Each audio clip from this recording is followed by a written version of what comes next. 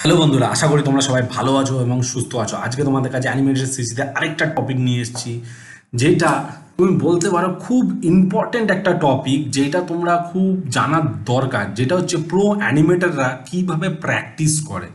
একটা pro animator, ঠিক আছে, তারা কিভাবে প্র্যাকটিস করে সেটা তোমাদের জানা খুব দরকার। তো দেরি না করে শুরু করা যাক আজকের ভিডিও। তো সবসময় আমি বলার আগে আমি একটা কথা বলবো, প্রো অ্যানিমেটার না বেশি অ্যানিমেশন করে না, জানো তো তোমরা। হ্যাঁ, তারা না স্মার্টভাবে ফান্ডামেন্টালস প্র্যাকটিস করে, মানে বিশেষ করে stretch and squash, time, spacing, weight, এগুলোকে বারবার ওরা প্র্যাকটিস করতে থাকে। তো আমি যে এই যে যে টপিক নামগুলো বললাম, যে stretch and squash, timing, spacing, weight, তো এই জিনিসগুলোর উপর ভিডিও না, এগুলো কী জিনিসটা সেইগুলোর উপরে ভিডিও আমি অলরেডি আগে নিয়ে এসেছি। ঠিক আছে, আমি পরবর্তীকালে 12 প্রিন্সিপাল, যে আমাদের অ্যানিমেশন করতে গেলে যে 12টা প্রিন্সিপাল লাগে, সেই 12টা প্রিন্সিপাল 2D অ্যানিমেশনের, সেই প্রিন্সিপালগুলো আমি তোমাদেরকে ডিটেলে বোঝাবো। ঠিক আছে, তো আজকে যেটা সবার প্রথম যে পয়েন্টটা বলবো, যে প্র্যাকটিস কিভাবে করে। নাম্বার ওয়ান প্র্যাকটিস যেটা হচ্ছে, যেটা আমি তোমাদেরকে আগেও বলেছি, আবারও বলছি, যেটা হচ্ছে বাউন্সিং বল, BOUN, ঠিক আছে, CING, বাউন্সিং বল। তো বাউন্সিং বল অ্যানিমেশনটা দিয়ে না সবসময় শুরু করো। প্রো অ্যানিমেটারের না সবসময় বেসিকে ফিরে যায়। ঠিক আছে, যেমন তুমি এক্সাম্পল হিসেবে লাইট বল বানাও, মানে হালকা বল। হেভি হেভি বল বানাও, একটা খুব 90 কিলো ওজনের একটা ভারী বল। ওয়াটার বল বানাও, মানে জলের বল বানাও। ঠিক আছে, টেনিস বল বানাও, মানে বল, বিভিন্ন ধরনের বল বানাও। ঠিক আছে, এখানে তুমি টাইমিংও পেয়ে যাবে, স্ট্রেচ অ্যান্ড স্কোয়াশও পেয়ে যাবে, অ্যান্ড ওয়েট ফিলও দেখাতে পারবে। ঠিক আছে বন্ধুরা, দ্বিতীয় পয়েন্ট যেটা আমি তোমাদেরকে বলছি, যেটা ওরা প্র্যাকটিস করে, one principal, PRINCIPAL principal at a time. ঠিক আছে, মানে একটা প্রিন্সিপাল একটা সময়, একদিন শুধু। মনে করো তুমি আজকে টাইমিং প্র্যাকটিস করো, আজকে শুধু টাইমিং নিয়েই কাজ করো, যে কত রকমের বল টাইমিং হতে পারে। মনে করো একটা ব্যাট দিয়ে একটা বল টাস করে মেরে দিল।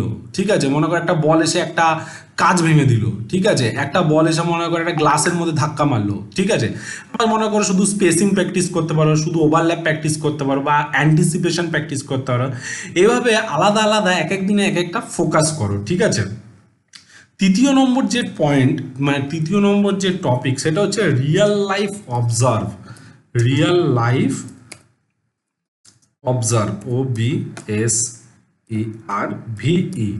অবজার্ভ করে। প্রো অ্যানিমেটাররা না সবসময় রিয়েল লাইফ বেশি অবজার্ভ করে, মানে পুরো শুধু মানুষ কিভাবে হাঁটছে, কিভাবে দৌড়াচ্ছে, কিভাবে বসছে, এগুলোকেই অবজার্ভ করে। ঠিক আছে, মানুষরা কিভাবে কথা বলছে। ঠিক আছে, নিজের ভিডিও অনেক সময় তারা কি করে, নিজের ভিডিও রেকর্ড করেও সেই ভিডিওটাকে বারবার দেখে, ফ্রেম বাই ফ্রেম পজ করে দেখে, তারপর অ্যানিমেশন করে। ঠিক আছে, এটাকে আমরা রেফারেন্স স্টাডি বলে থাকি আমাদের অ্যানিমেশন জগতে, এটাকে আমরা রেফারেন্স স্টাডি বলে থাকি। এবার চার নম্বর যে পয়েন্টটা হচ্ছে frame by frame, frame by frame, ঠিক আছে, ব্রেকডাউন, BREAK, ঠিক আছে, DOWN, ব্রেকডাউন। মনে করো স্পাইডারম্যান বা বিভিন্ন সুপার হিরো বা ডিজনি কোনো অ্যানিমেশন, বা যে কোনো লায়ন্সগেট, যে কোনো পপুলার অ্যানিমেশনগুলোর পজ করে করে তাদের কি পোজগুলোকে অ্যানালাইজ করো। ঠিক আছে, কোথায় স্কোয়াশ আছে, কোথায় হোল্ড দিচ্ছে, কোথায় ফাস্ট স্পিড বাড়াচ্ছে, এই জিনিসগুলোকে পজ করে করে করে যদি তোমরা ফোকাস করো বা দেখো, তাহলে তোমরা অ্যানিমেশন অনেক ডেভেলপ হতে থাকে। ঠিক আছে, 5 নম্বর যে পয়েন্টটা, সেটা হচ্ছে যে daily, daily small practice, small exercise বা প্র্যাকটিস, PRACTI, প্র্যাকটিস, প্র্যাকটিস, এসি। প্রোরা না প্রত্যেক দিন 30 সেকেন্ড, 1 মিনিটের ছোট ছোট এক্সারসাইজ, ছোট ছোট অ্যানিমেশন বানায়। দেখবে আমি তোমাকে আগে ছোট ছোট ছোট ছোট অ্যানিমেশন বানিয়েছি। অনেকে বলে যে যে বড় অ্যানিমেশন বানাতে, কিন্তু বিশ্বাস করো, সত্যি কথা বলতে না, বড় অ্যানিমেশন তৈরি হয় এই ছোট ছোট অ্যানিমেশন দিয়েই। তো এই ছোট ছোট অ্যানিমেশন যদি শিখে যাও না, তখন এগুলোকেই অ্যাড করে আমরা বড় অ্যানিমেশন করব, এবং ভবিষ্যতে আমি বড় স্টোরির ওপরে অ্যানিমেশন আনবো তোমাদের কাছে। ঠিক আছে, এক্সাম্পল হিসেবে যদি বলো, শেক জাম্প, ঠিক আছে, head turn, walk cycle, I blink acting, তো এই ধরনের অ্যানিমেশন তোমরা করে দেখতে পারো। ছ নম্বর যেটা হচ্ছে আমার সব থেকে বেশি ইম্পর্টেন্ট মনে হয়, সেটা হচ্ছে ফিডব্যাক। বিএসসিকে ফিডব্যাক। অ্যানিমেশন স্কুল বা অ্যানিমেশনে বড় বড় সিনেমা, ঠিক আছে, বা অনলাইনে তোমরা কোনো সোশ্যাল সাইটে অ্যানিমেশন দাও এবং সেটা দিয়ে রিভিউ করা। তার থেকেও বড় জিনিস, তোমাদের বাড়িতে যে তোমাদের গার্জেন আছে, বাবা মা আছে বা বাচ্চারা আছে, ঠিক আছে, তাদেরকে দিয়ে দেখাও যে এই অ্যানিমেশনটা করেছি, তার তোমার কাছে কেমন লাগছে, অ্যানিমেশনটা ঠিকঠাক আছে নাকি, কোথাও ভুল আছে কিনা। তারা দেখবে খুব ইজিলি ভাবে না বলে দিতে পারে, কারণ সবসময় মাথায় রাখবে দর্শক ভুল জিনিসটা আগে চোখে পড়ে দর্শকদের চোখে, তারপর সেটাকে তুমি ঠিক করো। এবং বাস্তব কথা সবসময় জেনে রাখবে, নিজে যখন তুমি অ্যানিমেশন করবে না, ঠিক আছে, নিজের ভুল নিজের সবসময় চোখে ধরা পড়ে না, এইটা সবসময় মাথায় রাখবে, ঠিক আছে। 7 নম্বর যে পয়েন্ট আমার কাছে মনে হয় যে কপি থেকে কপি থেকে কপি থেকে আন্ডারস্ট্যান্ড, হ্যাঁ, UNDERSTAND স্ল্যাশ ক্রিয়েট, CREAT, ঠিক আছে। মাস্টার অ্যানিমেশনের কাজ কপি করো, ঠিক আছে, বা সেটাকে আগে দেখো, প্রথম দিকে একটু কপি করার চেষ্টা করো, ঠিক আছে, তারপর সেটাকে ভালোভাবে যখন সেটা রপ্ত যখন হয়ে যাবে না কপি করা, তারপর সেটাকে ভালোভাবে দেখো, তারপর সেটাকে বুঝে নিজের থেকে কিছু স্টাইল তৈরি করো, ঠিক আছে। মনে করো, হ্যাঁ, মনে করো একটা ছেলে মাথা ঘুরাচ্ছে, সাপোজ মনে করো এরকম একটা মাথা ঘুরাচ্ছে স্ট্রেট, এবার মনে করো তুমি করলে কি মাথাটা ঘুরিয়ে, ঠিক আছে, মাথাটা একটু উপর দিকে তুলে দিল বা মাথাটাকে উপর থেকে নিচের দিকে তাকালো। তো এইভাবে যদি করো না, তোমার নিজস্ব প্র্যাকটিসও হবে এবং সুবিধাও হবে। 8 নম্বর যে টপিকটা বলছি সেটা হচ্ছে timing chart, TIMING, timing chart, CHART, chart, practice, PRACTICE, practice, ঠিক আছে।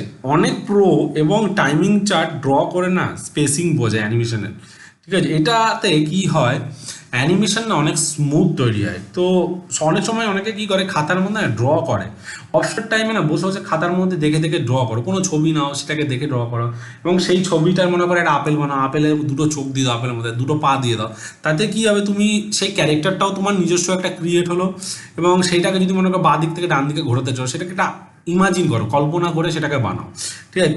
এইভাবে প্র্যাকটিস করলে তোমাদের কিন্তু অ্যানিমেশন অনেক স্মুথ হয়, ঠিক আছে। তারপরে 9 নম্বর যে টপিকটা, যেটা হচ্ছে আমার 9 নম্বর টপিক মনে হচ্ছে, সেটা হচ্ছে পলিশ করা, POLISH, পলিশ করা। বিগিনাররা ব্লকিং শেষ করে স্টপ করে দেয়, এটা সবসময় মাথায় রাখবে।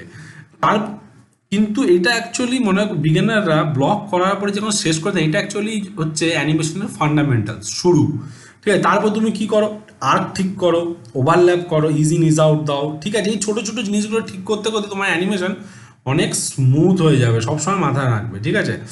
হ্যাঁ, 10 নম্বর পয়েন্ট যেটা আমার মনে হয়েছে, যেটা 10 নম্বর পয়েন্ট, যেটা অনেক ইম্পর্ট্যান্ট একটা পয়েন্ট, সেটা হচ্ছে ডট দিয়ে বলছি, কনসিস্টেন্সি,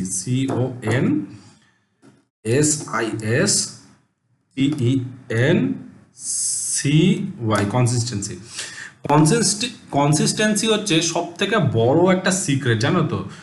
তুমি যদি ছোট ছোট করে অ্যানিমেশন 1 ঘন্টা করেও প্রত্যেকদিন যদি প্র্যাকটিস করতে থাকো না, ঠিক আছে, তুমি একটা সময় 1 মাস 1.5 মাস পরে তুমি কি করবে, সেই অ্যানিমেশনগুলো প্র্যাকটিস করে না সেগুলোকে রেখে দেবে সেভ করে, বা রেন্ডার বার করে ভিডিও বার করে রেখে দেবে। তুমি 1 মাস পরে সেই অ্যানিমেশনগুলো যখন দেখবে না, রোজ যখন প্র্যাকটিস হয়, তোমার নিজেরই হাসি লাগবে যে এই ছোট ছোট সিম্পল অ্যানিমেশনগুলো, ঠিক আছে, আমি করেছি, এবং এই অ্যানিমেশনগুলোকে থেকেও এখন ভালো অ্যানিমেশন আমি বানাতে পারি। তো এই যে 10টা টপিক বললাম, যে প্রো অ্যানিমেটাররা, ঠিক আছে, কিভাবে অ্যানিমেশন প্র্যাকটিস করে, ঠিক আছে বন্ধুরা। তো বলতে পারো যে এরা যারা প্রো হয় না তারা রোজ 1 ঘন্টার জন্য হলো না প্র্যাকটিস করে বন্ধুরা।